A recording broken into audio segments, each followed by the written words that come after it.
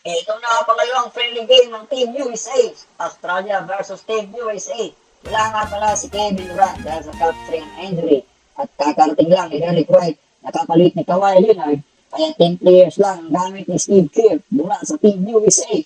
Samantalang kalaban nila ay sina Patty Mills, Landale, Dante Exum, Dyson Daniels, Deuce Galley, Joe Engels, Ty Lue, Deuce Green at iba pang Australian players.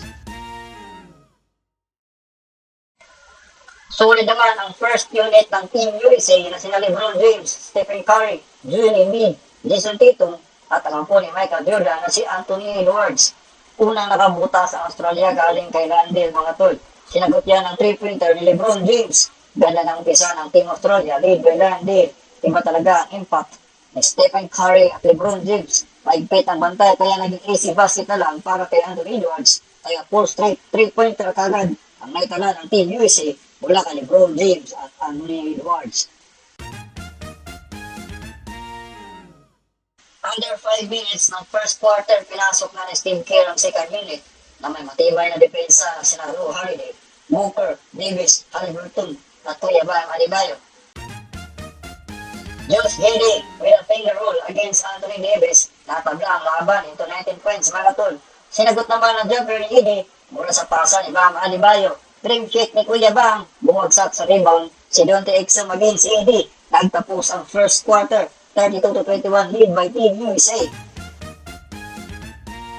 Sa opening ng second quarter, ito na ang mid-range shot ni Dibu. Sinagot naman ng slam dunk ni Dyson Daniels. 7 minutes ng second quarter, pinasok na naman ang first unit ng Team USA. Gandang panoorin mga tol. Gumawa ng minira ng Team Australia, lead by Deuce Galley. Baba na sa 9 points ang naman ng Team USA. Pero gumanti naman ng 3-pointer ang the greatest shooter, Stephen Curry. Unang 3-pointer yan mga tol.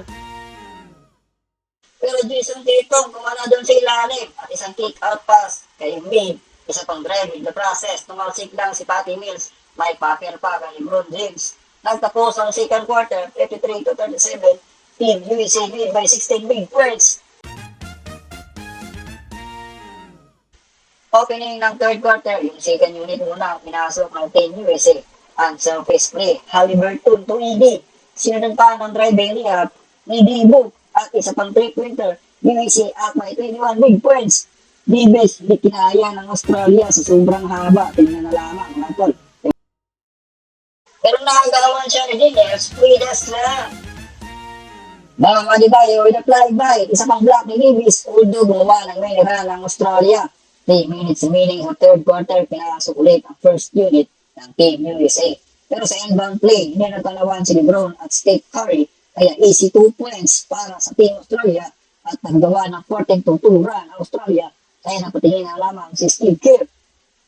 Anthony Edwards with a rescue and one basket mga tol. Under 2 minutes, pinasok si AD at nalikan sa first unit si The Process.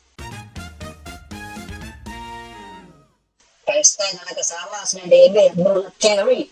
LeBron kick out pass to AD. Isang fast break play galing sa mismo pass ni Steph Curry. Gumawa ng run ng Team Australia ni Deuce Galley, Daniels and Patty Mills. Pero nagsimula yan mula ng pagpasok ng Mateo de la Benova. 86-86 points na lang naman ng Team USA. Nakapatime out si Steve Kerr.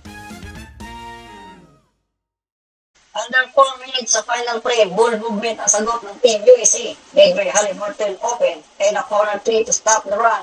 Isa pang 3-pointer ni Haliburton doon ulit sa paborito spot. USA lead by 12 points again. Sinubukang umabol ng Team Australia pero hinapos na sila sa oras mga tol. Pero sa uli panalo ang Team USA 98-92. Anthony Davis 17 points with 14 rebounds. Deuce Galley 17 points, 8 rebounds at 7 assists.